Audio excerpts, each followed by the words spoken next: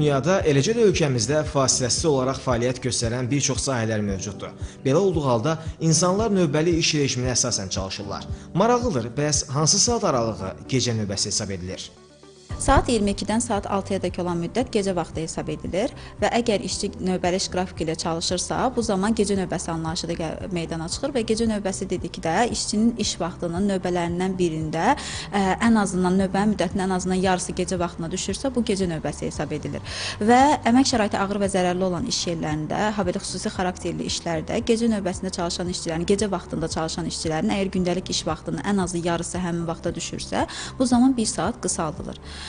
Bundan əlavə, yaşı 18-dən az olan işçilərin gecə vaxtı yerinə yetirilən işlərə cəlb edilməsi qadağandır. Yaşı 18-dən az olan şəxslər üçün gecə vaxtının müddəti fərqli müəyyən olunmuşdur qanunvericilikdə. Həmin şəxslər üçün müddət axşam saat 20-dən səhər saat 7-yə dək olan müddət hesab olunur. Gecə növbəsinə işə götürülməklə bağlı bir neçə maraqlı nüans da var. Məsələn, bəzi kateqoriya insanlar var ki, onların gecə saatlarında əmək fəaliyyəti ilə məşğul olması ya qəti qadağandır, ya da ki, həmin şəxsin yazılı razılığı ilə mümkündür.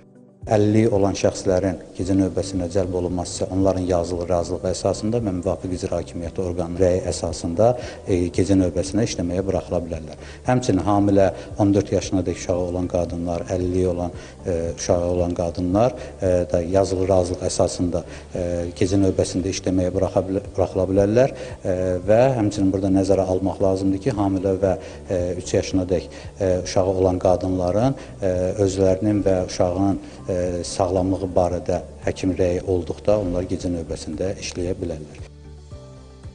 Gecə növbəsində fəaliyyət göstərənlər üçün müəyyən güzəştlər də nəzərdə tutulur. Bu zaman işin hər saatına görə işçiyə onun saatlıq tarif maaşının 20%, çox növbəli iş rejiminin gecə növbəsində işin hər saatına görə isə işçinin saatlıq tarif maaşının 40% həddində əlavə məvacib ödənilir. Amma xarici ölkələrdə bu proseslər bir qədər fərqli formada həyata keçirilir.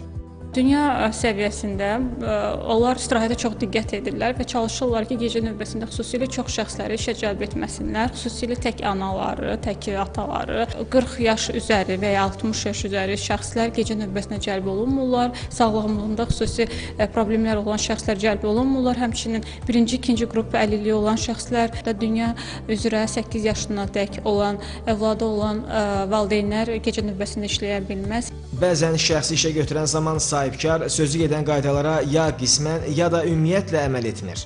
Belə hallarla qarşılaşan zaman işçi qanunla müəyyən edilmiş qaydada hüquqlarını müdafiə edə bilər. Asəf Zeynallı, Emin Tağıyev, Səbuy Sadiq, Telesəhər.